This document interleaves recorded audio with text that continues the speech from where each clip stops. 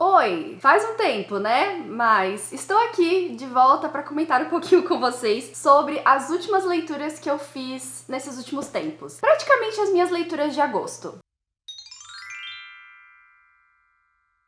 Eu me afastei por um pequeno período aqui do canal, talvez umas 3 semanas, e apesar de ser muito difícil fazer isso, eu acho que eu posso falar por todos os produtores de conteúdo, é muito difícil você tirar um tempo longe do seu canal, da sua conta no Instagram, do Twitter, etc, porque parece que você não tá se esforçando bastante pra fazer as coisas, mas eu tirei esse período meio que involuntariamente, eu simplesmente fui deixando de postar até que deu 3 semanas, só que eu acho que foi muito bom porque eu consegui meio que focar melhor nas minhas leituras, voltar a focar nas minhas leituras e não só em produzir conteúdo e fazer vídeo, editar vídeo pra vocês, etc. Eu consegui ler bastante coisa nesses últimos dias. Esse vídeo é basicamente um super resumo do meu mês de agosto e das últimas leituras que eu fiz, porque foram ótimas leituras que eu quero comentar com vocês. Então vamos logo partir para o vídeo.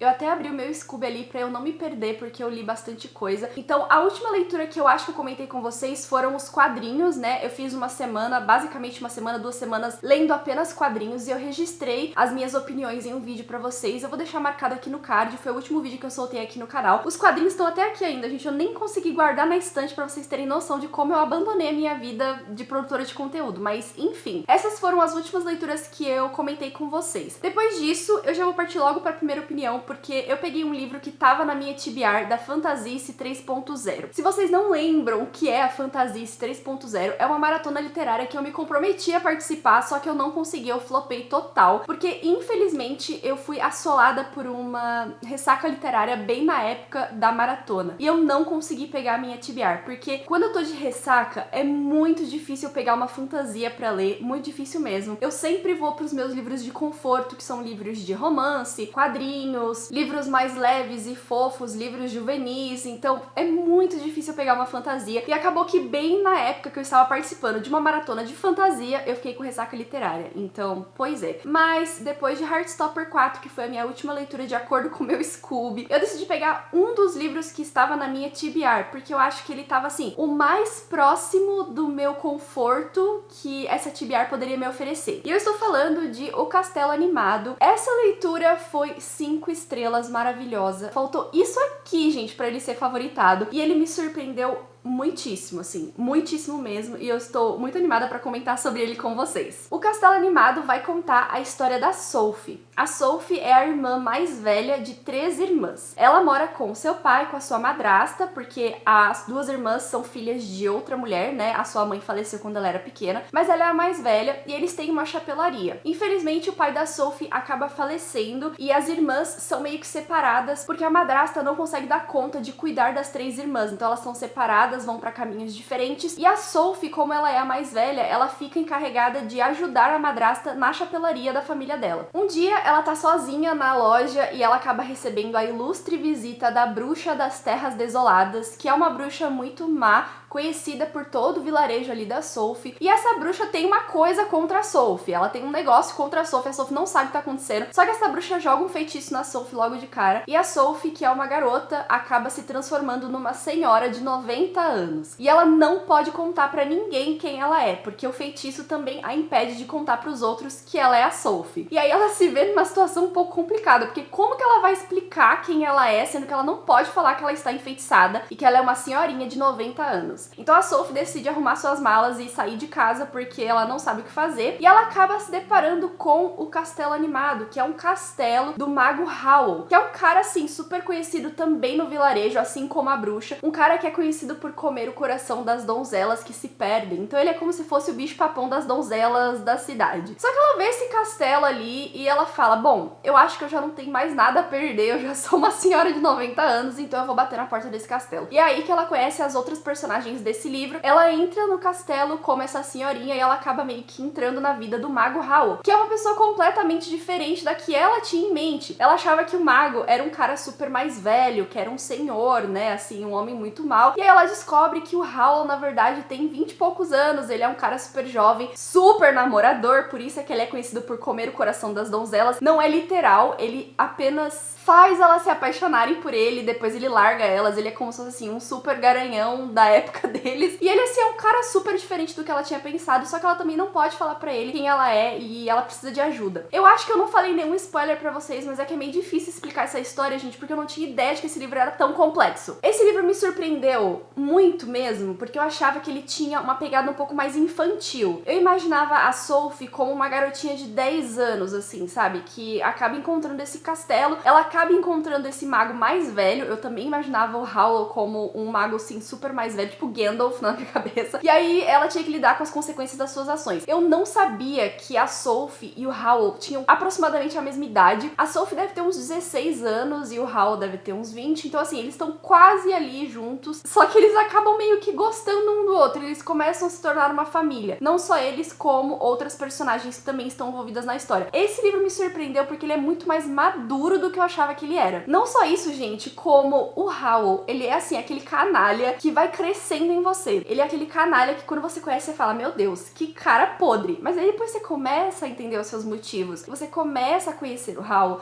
E aí você começa a gostar dele. Não só isso, como você começa a entender um pouquinho mais a relação dele com a Sophie, a relação dele com as outras personagens. Tem um plot, a história tem um plot, tá? Eles têm que meio que completar um objetivo, uma missão. Tem alguma coisa acontecendo no reino que eu não vou falar o que é, mas que eles estão envolvidos e eles precisam consertar essa situação que tá acontecendo. Então, assim, muitas coisas acontecem. Só que, pra mim, o que mais marcou nesse livro foi a relação deles. O fato de que eles são pessoas super diferentes, que acabam entrando no mesmo castelo, numa mesma vida, e eles acabam se tornando uma família. Eu recomendo muitíssimo esse livro pra vocês, também se vocês gostam de romance na fantasia. Porque parece que não, gente. E, assim, migalhas, tá? Eu já adianto que são migalhas, mas a gente tem ali uma relaçãozinha de romance, tá? Então, recomendo muitíssimo o Castelo Animado pra vocês. Eu amei de verdade. Eu tenho o box, eu recebi o box de presente de aniversário das minhas 6 amigas, e pelo que eu vi, as outras histórias não são continuação de Castelo Animado. O segundo livro, que é O Castelo no Ar, ele é um pouco diferente, talvez no mesmo mundo, mas com outras personagens. E o terceiro livro, que é A Casa dos Muitos Caminhos, é uma outra história também,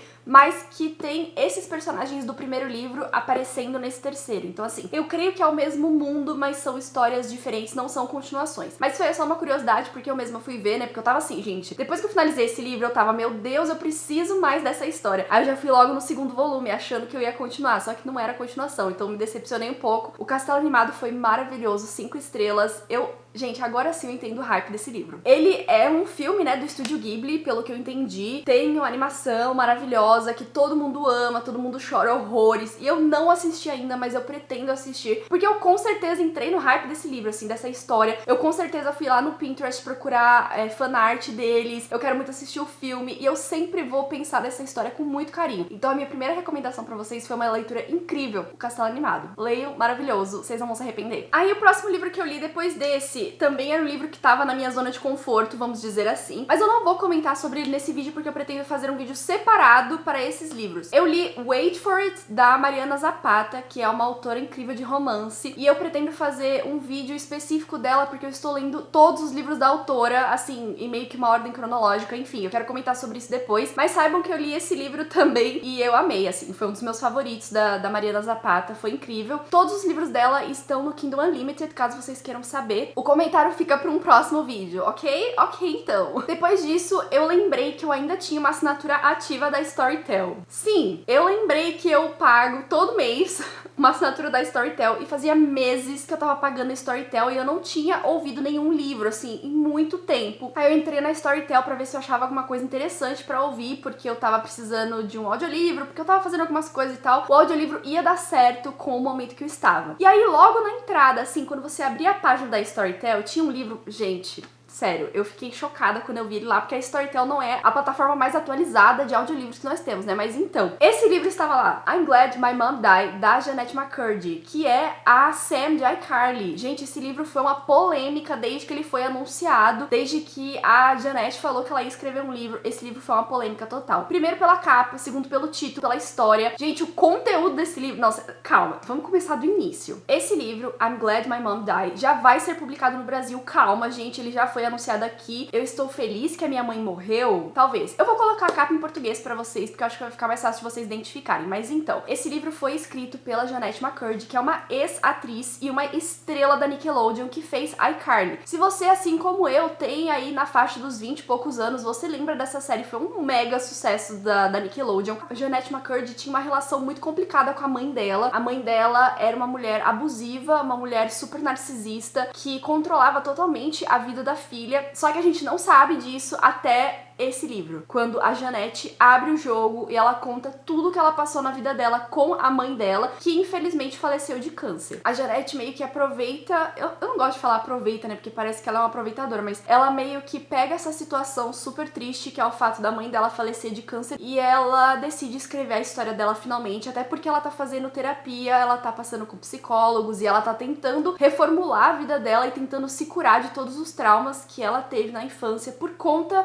da relação com a mãe dela. Eu não vou falar pra vocês sobre a história, porque eu acho que esse livro é fenomenal por si, então vocês têm que ler pra vocês entenderem a relação da Jennette com a mãe. Só que eu vou dizer, gente, que esse livro mudou completamente a minha visão da atriz, mudou completamente o que eu achava que sabia dela, a forma como eu vejo a iCarly agora, assim, a forma como eu vejo o pôster, a forma como eu vejo os atores. Eu tava pensando em reassistir a iCarly há um tempo atrás, assim, alguns meses atrás, antes de ler esse livro, eu tava pensando muito em reassistir a iCarly, porque era uma série que eu amava, assim, eu assistia todos os dias. Só que agora eu tenho um pé muito atrás com a série por conta da Jennette. Eu não consigo mais olhar a atriz com outros olhos, sabe? Com os olhos de antigamente, depois de ler esse livro. Foi fenomenal. A Jennette tem uma escrita muito crua e muito brutal, assim. Ela não esconde nada, gente. E ela não... Como que eu posso dizer? Ela não faz a situação ser mais sutil, porque ela passou por tanta coisa absurda, que não tem como deixar o livro mais leve. E ela simplesmente vai lá e fala. Eu recomendo, se vocês conseguirem ouvir em inglês, eu recomendo muito que vocês ouçam o livro, porque quem narra é a própria Jennette, e ela tem muita emoção em algumas partes, assim. Tem algumas partes que ela é muito firme no que ela tá falando, em outras partes que ela é muito sincera com o sentimento de que ela sente muita falta da mãe dela, mesmo elas tendo uma relação abusiva. Se vocês conseguirem, leiam o livro, porque é fenomenal. Sério, esse livro, gente, me surpreendeu de uma forma que eu não consigo nem explicar pra vocês. Eu não conseguia parar de ouvir esse livro. Toda hora eu ficava pensando nele, gente. Toda hora eu ficava lembrando do livro. Quando eu não estava ouvindo, eu ficava pensando nele. Quando eu não estava ouvindo, eu ficava pensando na vida dessa menina. Desejo muita sorte pra ela, real. Espero que ela consiga se curar. Espero que ela consiga ultrapassar essa situação e criar os seus novos projetos. Ela não é mais atriz e ela fala que ela não tem vontade de atuar, mas ela com certeza é uma ótima escritora. Talvez ela faça isso, talvez ela dirija coisas ou crie roteiros, enfim. Porque ela está ligada com o mundo, né, da atuação, e ela tá muito ligada com Hollywood, Los Angeles, etc. Ela já tem uma carreira enorme, então eu acho que ela vai continuar no meio, mas agora como escritora. É estranho falar porque o livro é maravilhoso, só que ela fala de uma relação abusiva. Vocês me entendem, né? Foi um livro muito forte, um livro muito impactante. Era a palavra que eu tava procurando. Então, leiam I'm Glad My Mom Died, porque foi incrível. E esse sol na minha cara não tá muito legal, né? Eu vou fechar a cortina. Depois desse, eu tava na hype dos audiolivros, então eu queria pegar mais um pra ouvir. Eu fiquei muito tempo procurando na minha lista, porque eu tenho uma lista enorme de audiolivros que eu quero ouvir algum dia, e aí eis que me deparo com esse livro. Se vocês me acompanham aqui no canal, vocês sabem que eu já coloquei esse livro umas 57 TBR e eu nunca li. Ou alguma coisa surgia pra eu ler antes, ou eu comecei a ler e não consegui continuar. E eu pensei comigo mesma que talvez esse fosse o meu momento de ler esse livro, porque eu tentaria uma coisa diferente com ele, tentaria um formato diferente do livro, porque eu tenho ele em e-book. E eu já tentei ler esse livro 3 vezes e ele não ia. Então assim, pensei comigo mesma que talvez ouvindo esse livro fosse a minha chance de finalmente conhecer essa história de Celeste Ng. E deu certo, gente. Consegui ler tudo que nunca contei. Ouvir, no caso. Se eu não me engano, esse livro se passa em 1970 para 1980. Ele vai contar a história de uma família, a família Lee. É uma família mestiça, eu diria. Eu não sei se essa é a palavra certa pra falar. Só que a mãe é americana e o pai é descendente de chineses. E eles se casam numa época onde o casamento entre pessoas diferentes era uma coisa absurda pra sociedade. Só que eles acabam tendo 3 filhos maravilhosos, eles criam uma vida, e uma certa manhã eles percebem que a filha do meio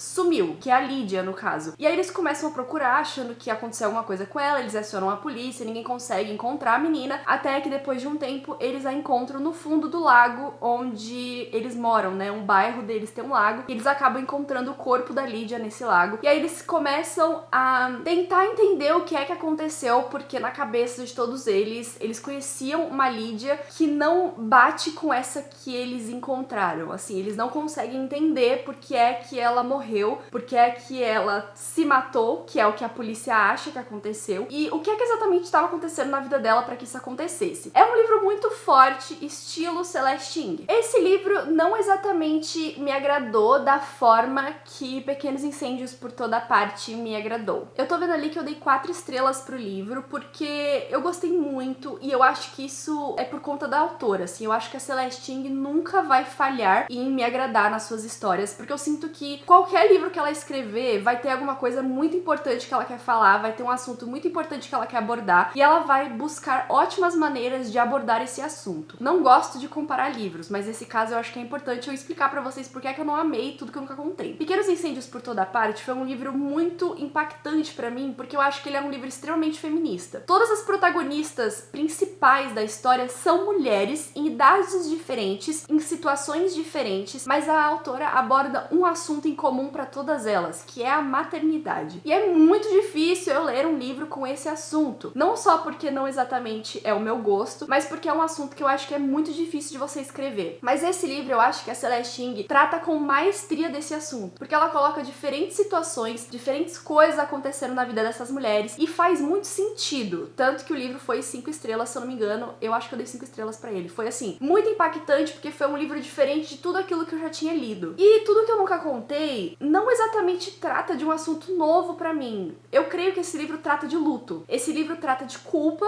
e de luto. E esse não é um assunto muito novo pra mim, porque eu gosto muito de ler sobre luto. Luto pra mim é uma coisa que ninguém consegue explicar. Cada um vai passar por ele de uma forma diferente, cada um vai ter uma reação diferente ao passar pelo luto, e todos vamos passar pelo luto em algum momento. Então assim, é um assunto muito fascinante pra mim. Então ele não é estranho pra mim, tanto que eu já li outros livros com esse assunto. E muitos dos meus livros favoritos da vida tratam sobre esse assunto. Por isso é que eu acho que tudo que eu nunca contei já começou a não me agradar por aí, entendeu? Eu acho que o assunto, apesar de ser muito importante e de ser muito bem escrito, não foi algo tão novo pra mim. Só que eu acho que a Celeste, como eu falei pra vocês, ela sempre tem coisas muito importantes pra falar nos seus livros. Nesse caso, é o fato de que é uma família mestiça. Então nós temos uma mãe loira de olhos azuis e nós temos um pai chinês. Eu vou colocar chinês, tá? Porque os seus pais são chineses, eles migraram para os Estados Unidos, então ele é meio que a primeira geração de chineses dentro dos Estados Unidos. Só que ele traz muito da cultura também. E os seus filhos acabam parecendo com ele. Então toda a família, menos a mãe, acaba sofrendo com o preconceito de todas as pessoas. E assim, gente, esse livro, além do luto, aborda muito essa questão de você negar a sua cultura por conta do preconceito. A família tem muitos problemas com isso, eles têm muitos problemas em lidar com isso, principalmente o pai. E a mãe, sendo americana, loira de olhos azuis, ela tem um papel muito importante nessa dinâmica da família para que essa questão de preconceito seja trabalhada. Esse livro, gente, nessa questão,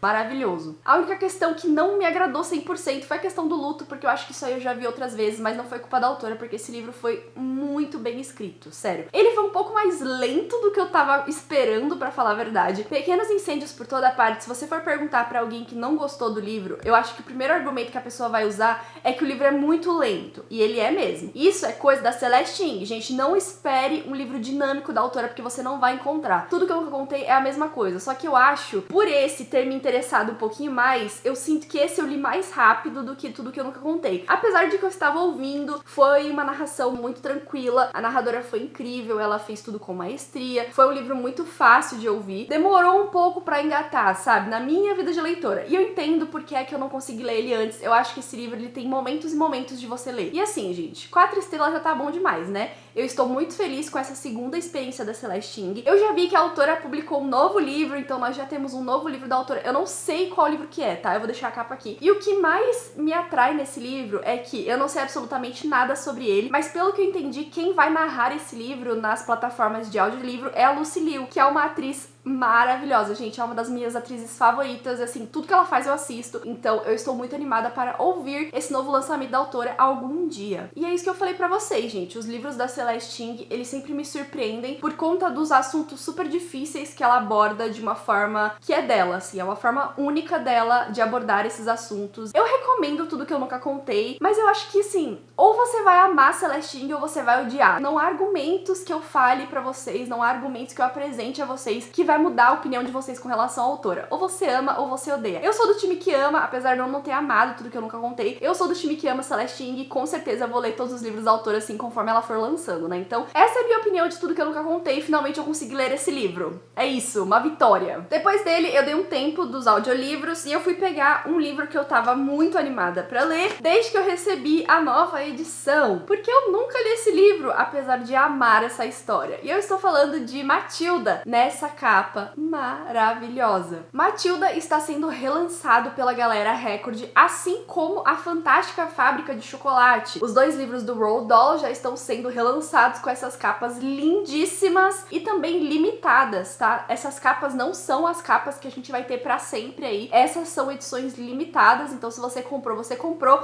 Depois que acabar essa tiragem, eu creio que eles vão voltar para as capas originais, que não são feias, mas assim, gente, nada se compara a essa daqui, né? Matilda vai contar a história da Matilda, como vocês bem conhecem, que é uma criança prodígio. Então, desde muito pequenininha, ela acaba se destacando em tudo que ela faz. Só que a sua família não entende isso, a sua família não entende que ela é uma garota prodígio, então ela tem que aprender tudo sozinha. Ela aprende a ler sozinha, ela aprende a escrever sozinha, até que ela vai para essa escola, onde ela também é desacreditada, porque ela é uma criança prodígio, mas a sua professora, a senhorita Honey, ela vê o potencial da Matilda e ela tenta ajudar essa garotinha com todas as suas forças, porque ela sabe que a Matilda pode fazer muito mais. Não só isso, como em um determinado ponto da história, a Matilda começa a desenvolver poderes mentais, então ela consegue mover as coisas com o poder da mente. Mas essa é a história, basicamente, de Matilda. Eu acho que todo mundo conhece o filme de Matilda, porque, gente, esse livro já tem uma adaptação incrível, e não só isso, como eu fiquei muito surpresa em ver que as duas histórias são quase idênticas. O filme tomou algumas liberdades criativas aí, porque a história realmente é muito curta, não existe muita coisa acontecendo aqui pra criar um filme, então eles tiveram que acrescentar um pouco mais de coisas pra realmente fazer um filme de 1 hora e pouco, nem sei quanto tempo tem, mas ele é idêntico, assim, as falas são idênticas, as cenas são idênticas, as personagens são idênticas. Essa ilustração aqui dá pra vocês verem como a senhora Trunchbull, ela é idêntica ao filme. Sério, o livro também é ilustrado, como vocês podem ver, tem diversas ilustrações aqui no meio e a gente consegue entender um pouquinho mais da história conforme ela vai sendo contada. Eu amei, gente, não tem nem o que falar. Eu já amava a Fantástica Fábrica de Chocolate, que foi o único livro do Roald Dahl que eu já li, e eu tô muito animada com a nova edição, tô louca pra receber, eu já solicitei lá na Galera Record pra eu receber também a Fantástica Fábrica de Chocolate. A minha edição é super velhinha, então eu tô super feliz que eles estão investindo nessas histórias. Se você tem algum parente aí, criança, se você tem um irmão, um sobrinho, um primo, etc., compre as histórias do Roald Dahl pra sua criança, porque com certeza eles não vão se arrepender de ler. Eles vão, assim, se introduzir num mundo muito mágico, num mundo muito imaginativo, que tem uma certa lição de moral, sabe? Assim, pra mim são histórias muito puras e a minha experiência com Matilda foi incrível. Foi a primeira vez que eu li, marquei um monte de coisa, mas com certeza não vai ser a última vez que eu vou ler. Fiquei até com vontade de reassistir o filme, que é uma coisa que eu sempre faço, toda vez que tá passando Matilda na televisão, porque é um filme muito puro, é um livro muito puro e você, sei lá, gente, aquece o coração, sabe? Então, eu li Matilda, amei e super recomendo pra vocês. Esse aqui foi 5 estrelas com certeza. Aí depois de Matilda, pra dar uma equilibrada no humor, eu pensei comigo mesma, vou pegar um livro mais pesado no sentido de sombrio, né? E eu acabei pegando Jake Livingstone V, Gente Morta, que também foi lançado pela Galera Record, assim como Matilda, eu recebi da editora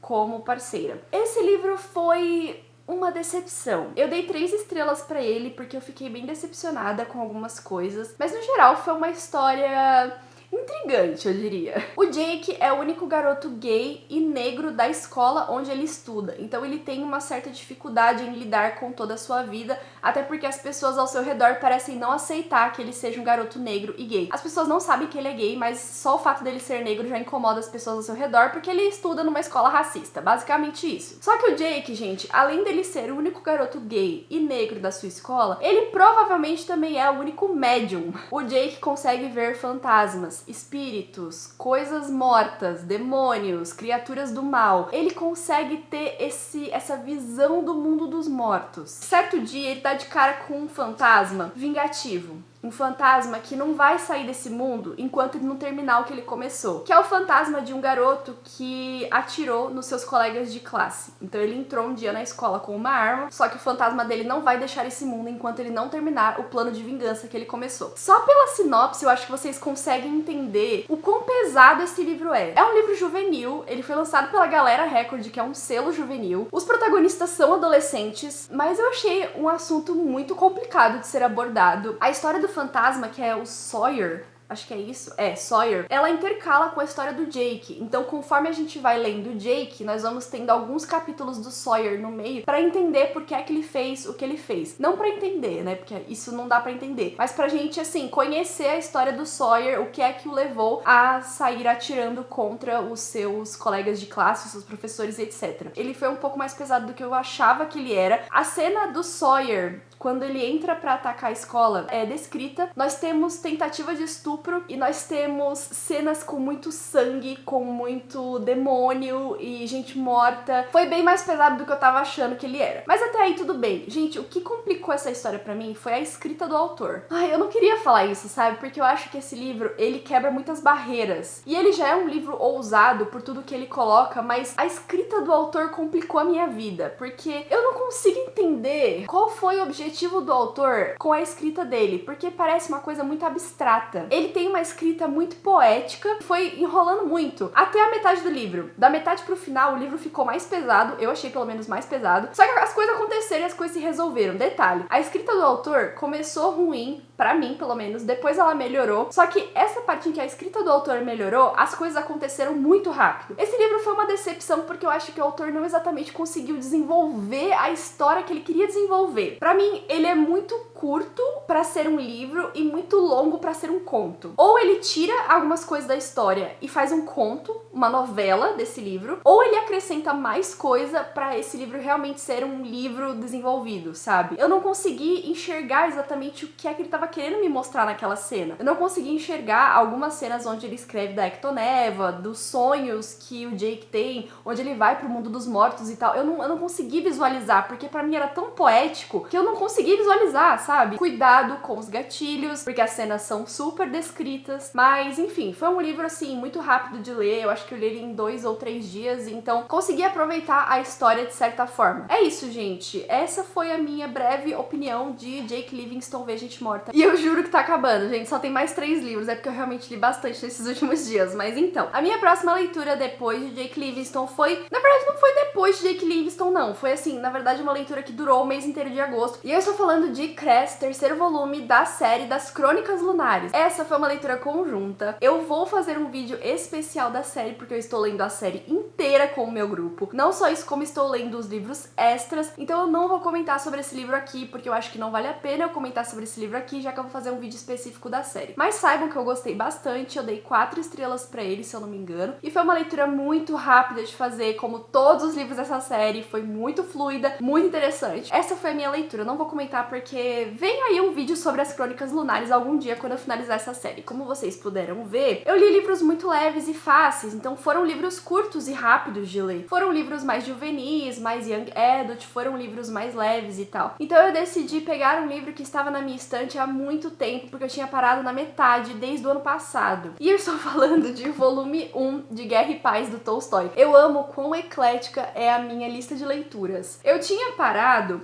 não sei se vocês conseguem ver, mas tem uma marquinha aqui. Eu tinha parado nessa marca, que ficou por meses o marcador de página aqui, por isso é que tá marcado. Não tem marcador de página, mas ele ficou tanto tempo parado aqui que até marcou onde ele estava. Então eu deixei esse livro parado por meses, desde o ano passado, quando eu comecei a participar de uma leitura conjunta de Guerra e Paz. Só que o grupo acabou se dispersando, a gente não conseguiu finalizar a leitura, e eu acabei parando ele, né, deixei ele aqui na estante e fui ler outras coisas. Só que esse livro me incomodava muito, assim, quando eu olhava pra ele, eu ficava incomodada revoltada com o fato de que eu não tinha terminado. Então eu peguei pra terminar e eu adorei essa história. Pelo menos esse primeiro volume. Guerra e Paz, do Tolstói, vai literalmente falar sobre guerra e paz. Nós temos Rússia no ano de 1800 e alguma coisa. Eu acho que o último capítulo que eu li era 1809, que foi quando Napoleão decidiu conquistar o mundo. Porque o cara tava ali no objetivo de conquistar o mundo, de ser o maior guerreiro aí, o maior conquistador, né, da história dele. Só que Napoleão acaba encontrando alguns obstáculos no seu caminho, incluindo a Rússia, porque ele teve uma tentativa frustrada de invadir a Rússia, de conquistar a Rússia, e é basicamente essa história que a gente vai ver, essa história de Napoleão, ele tentando conquistar os países ali ao seu redor. Nós vemos muito da Rússia, mas a gente também acaba ouvindo ali outras histórias, então o Napoleão na Espanha, Napoleão ali com a relação em Portugal, na Alemanha, e essa guerra é o pano de fundo dessa história, porque esse livro é um livro de ficção, então o Tolstói, ele vai usar esse fato histórico, né, essa guerra que realmente aconteceu, só que ele vai criar personagens para a história dele, para meio que compor a vida da elite russa. Então ele vai criar diversos personagens, diversas famílias que vão vivendo a vida deles conforme a guerra está acontecendo. E esse primeiro volume, até mais ou menos a metade dele, eu já mostro pra vocês, porque tem uma coisa interessante aqui com as minhas marcações. Mas até a metade dele, nós vamos ver muito da guerra. Nós vamos ver muito a Rússia se preparando para lutar. Grande parte das personagens criadas por ele vão pra guerra, então os homens que ele cria acabam indo para diferentes partes da Rússia, eles acabam assumindo diferentes cargos militares, eles acabam passando por diferentes situações, alguns se machucam, outros não, alguns vão para a linha de frente, outros vão para a parte política da guerra. Isso é uma coisa que ele aborda muito nesse primeiro volume, o fato de que a guerra é política. Quando a gente pensa em guerra, a gente pensa em homens lutando, mas a grande parte da guerra é política, e ele vai falar muito sobre isso, sobre a elite russa e como a elite russa acha que consegue lidar com as questões militares do país. Mas assim como a gente vai acompanhar a questão da guerra, como o próprio nome já diz, nós também vamos acompanhar um período de paz, que é quando a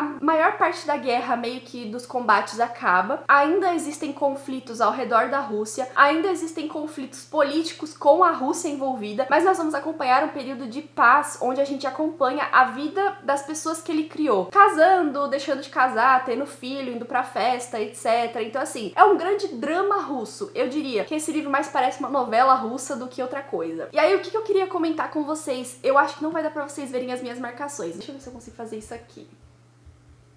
Quando eu deixo o vídeo mais escuro, vocês conseguem enxergar. Como vocês podem ver, eu marquei muita coisa nele. E as marcações têm cores diferentes, então eu separei o seguinte. A marcação amarela eram assuntos políticos e assuntos de guerra. A marcação laranja eram citações que eu achei bonitas, citações que eu achei legais, enfim, marquei. E o roxo e o rosa são com personagens. Então, situações da vida das personagens que eu achei interessantes. Começou com roxo e depois foi pro rosa porque acabou a minha flag roxa, tá? Senão seria tudo roxo. Mas então, na metade do livro, vocês podem ver que o que mais predomina é a marcação amarela, que é a citação justamente da guerra e das questões políticas. Então, ó, metade do livro, como vocês podem ver, é muito político. Da metade pro final, o que mais pega são as citações e as flags rosas que são das personagens. O que prova o meu ponto que o início do livro é muito sobre a guerra e o final do livro é muito sobre a vida das personagens e os seus dramas e as suas relações e as suas festas, etc. E quando eu digo que esse livro é uma grande novela russa, é porque ele é mesmo. Ele não é difícil de ler. Gente, se você pega um livro russo pra ler, eu acho que você até se surpreende, porque eles não são difíceis de ler. Eu já li Crime e Castigo, do Dostoiévski, e essa é a minha segunda experiência com a literatura russa,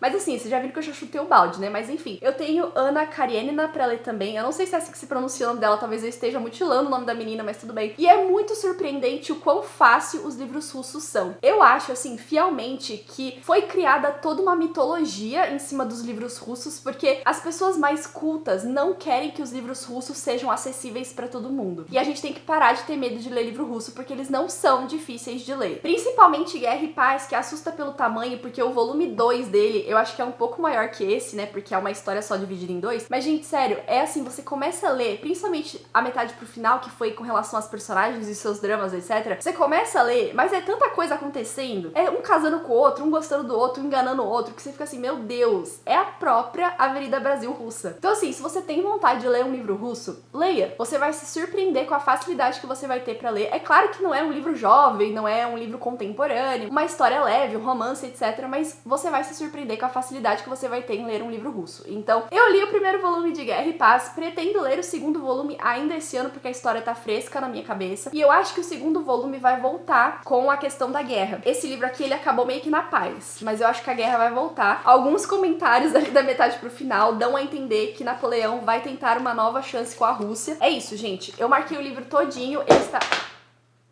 ele está todo grifado, assim, eu marquei muita coisa mesmo nele, foi uma ótima leitura, uma ótima experiência, e eu estou bem animada para ler o segundo volume. Então essa é a minha opinião do primeiro volume de Guerra e Paz. E o último livro que eu tinha deixado cair aqui, tá, gente, que foi o último livro que eu li, é o último livro desse vídeo, é Kim Ji-young, nascida em 1982. Também não sei se eu estou falando o nome dela certo, gente, perdoa. E eu peguei esse livro super fininho, porque ele ficava olhando assim, eu ficava olhando pra ele na estante, eu falava, nossa, mas esse livro é tão fininho. E ele vai contar a história da Kim. A Kim é uma mulher casada e ela é mãe de uma menininha, só que ela acaba tendo uns episódios meio estranhos, onde ela, como que eu posso dizer? Ela começa a meio que incorporar outras mulheres. Por exemplo, ela tá falando com o marido dela, de repente o marido dela percebe que parece que não é ela que está falando, mas a mãe dela. É como se ela estivesse incorporando as outras mulheres. E ele começa a achar isso muito estranho, o marido dela, no caso, começa a achar isso muito estranho, ele começa a procurar ajuda. E aí, nessa parte, o livro para, né, que é o presente, e a gente vai entender a vida da Kim e o que é que está acontecendo com ela, por que é que ela está incorporando essas mulheres, o que é que está acontecendo para ela fazer isso. Então a gente vai entender a vida dela desde que ela era uma criança, a parte adolescente, a parte jovem e o casamento dela com o seu novo marido e a parte onde ela engravida e vira mãe. Esse livro é muito, muito, muito bom mesmo, ele me surpreendeu porque ele é tão curto e ele é muito impactante, assim, eu acho que as páginas não dão conta do assunto que ele trata, até porque esse é um livro muito realista. A autora vai utilizar da própria experiência e também de dados históricos e de dados estatísticos da Coreia para escrever essa história. Eu acabei dando 4 estrelas para ele, contrariando algumas amigas que amam esse livro, porque eu acho que me dói falar um pouco isso, gente, mas eu acho que esse livro seria muito melhor se ele fosse uma não ficção.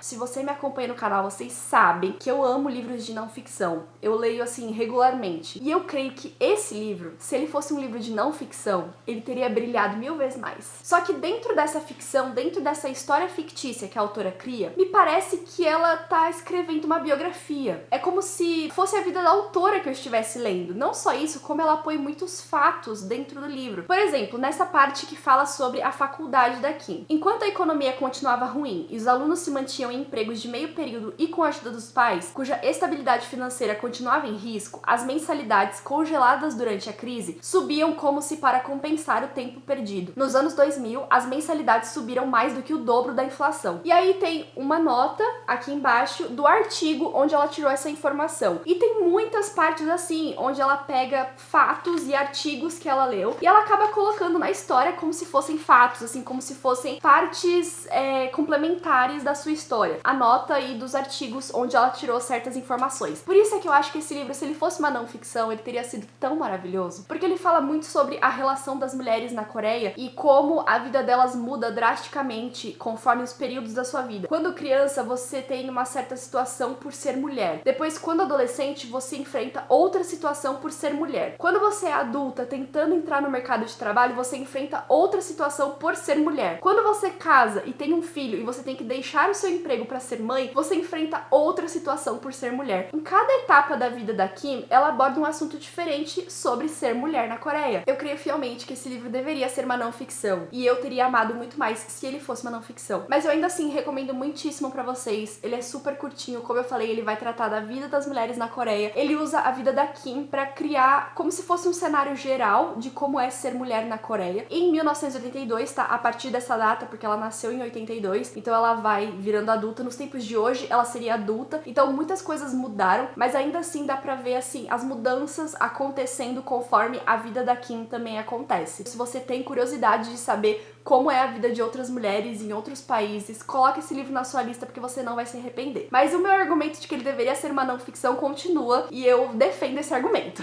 E é isso, gente. Esses foram os livros que eu li nos últimos tempos, principalmente no mês de agosto, que foi quando eu fiquei de ressaca e tal, e depois eu comecei a querer devorar todos os livros que eu via pela frente. Ficou um pouquinho longo esse vídeo, né? Espero muito que vocês tenham gostado. Eu posso fazer outro vídeo com alguns livros que eu gostaria de ler daqui pra frente. Eu não vou fazer TBR pra setembro, porque nós já estamos no meio de setembro praticamente, e não vai dar certo, gente. Eu tô lendo assim conforme bate à vontade. Eu tenho alguns projetos de leitura que eu gostaria de dar continuidade nesse trimestre final do ano. Então, assim, coisas podem acontecer. Mas eu acho que esse vídeo foi meio que o pontapé inicial que eu precisava pra voltar pro canal. Então, eu espero muitíssimo que vocês tenham gostado e que eu não tenha ficado assim muito confusa, porque eu não fiz roteiro. Eu só sentei aqui, aproveitei o ânimo. Eu tava assistindo alguns vídeos de alguns booktubers gringos que eu sigo, e aí bateu aquele ânimo mínimo pra sentar aqui e gravar pra vocês. Então eu não fiz roteiro nem nada, só sentei aqui e falei dos livros que eu li. É isso, gente. Essa é a minha atualização de leitura. Curta esse vídeo se você ainda não curtiu, porque me ajuda a alcançar mais pessoas com essa atualização de leituras. Eu acho que eu vou continuar